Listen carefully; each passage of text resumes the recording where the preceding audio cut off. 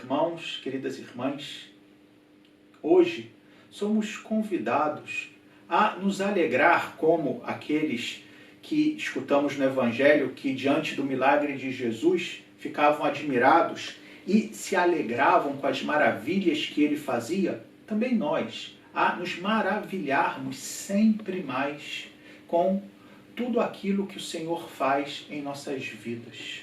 De fato, o milagre que hoje vimos Jesus realizar, o de fazer com que aquela mulher que se encontrava encurvada, fazia 18 anos, e voltasse a ficar reta, que se endireitasse, é algo que os cristãos sempre interpretaram, desde os primórdios, com um sentido espiritual, para além, evidentemente, do sentido literal, ou seja, uma mulher que realmente fisicamente se encontrava encurvada.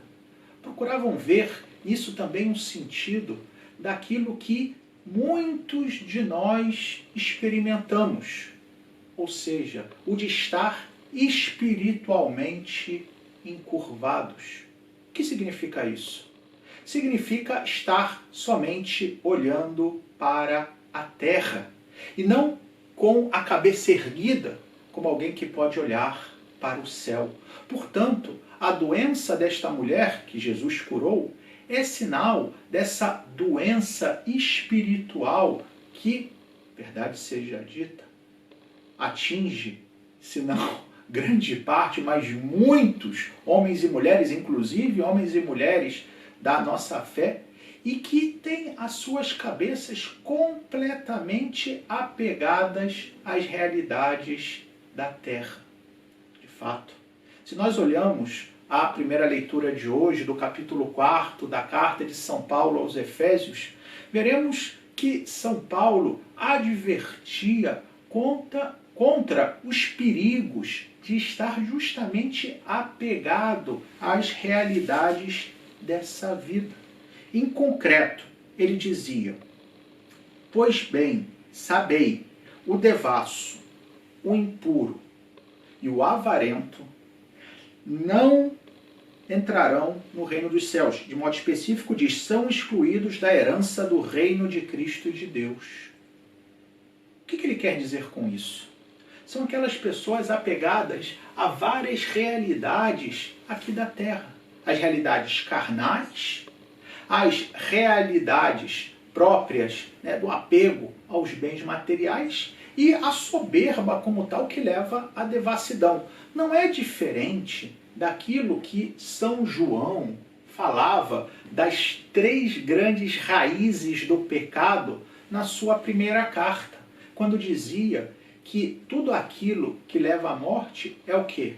A concupiscência da carne, a concupiscência dos olhos e a soberba da vida. É exatamente a mesma coisa. A concupiscência da carne que leva o quê? A impureza.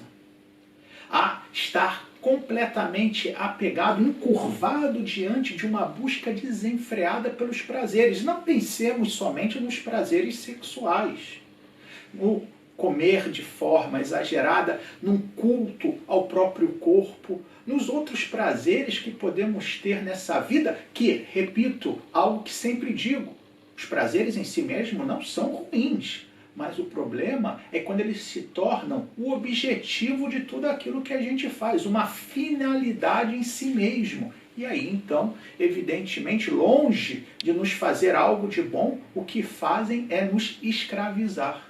Também a concupiscência dos olhos, que é o querer possuir tudo aquilo que eu vejo. A ambição material, que leva à avareza, que leva a esse apego excessivo aos bens materiais.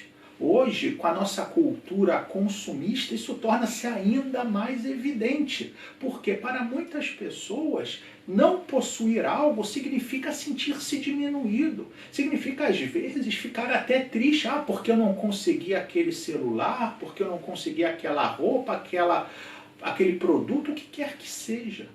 E por fim, a soberba da vida, que faz com que nos acreditemos melhor do que todos os demais, que inclusive na prática deixemos Deus de lado e nos coloquemos, e por isso São Paulo vai falar que é idolatria, no lugar de Deus.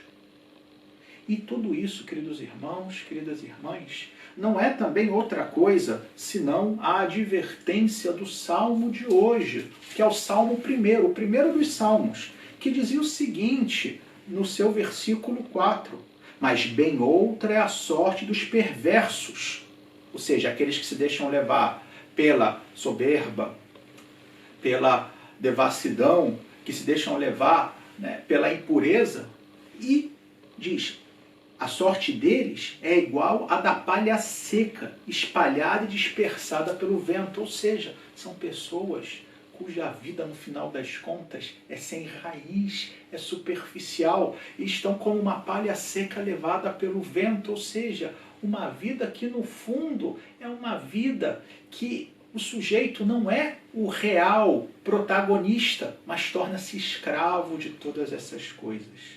Porém, que nós possamos ser também, como o Salmo recomendava, possamos ser como o homem que não anda conforme os conselhos dos perversos, mas, ao contrário, que encontra o seu prazer na lei de Deus e a medita dia e noite sem cessar. Eis que ele é semelhante a uma árvore à beira da corrente, que à beira da torrente está plantada e que sempre dá frutos. Por isso, queridos irmãos, para que demos fruto, para que sejamos como essa árvore plantada à beira da corrente, peçamos a Deus que nos endireite a cada dia, que faça com que saiamos da nossa curva, que não estejamos centrados no nosso umbigo, mas que olhemos para o céu. E assim, como São Paulo também dizia no início da primeira leitura de hoje, que possamos ser bons uns com os outros, que possamos ser compassivos, que possamos perdoar-nos mutuamente e, sobretudo, que possamos, como dizia São Paulo, ser imitadores de Deus, como filhos que Ele ama. E assim seremos, e concluía desse modo São Paulo, e também eu concluo fazendo minhas as suas palavras, porque a palavra é de Deus, afinal das contas, que possamos viver como aquilo que somos, filhos da luz. Louvado seja nosso Senhor Jesus Cristo, para sempre seja louvado.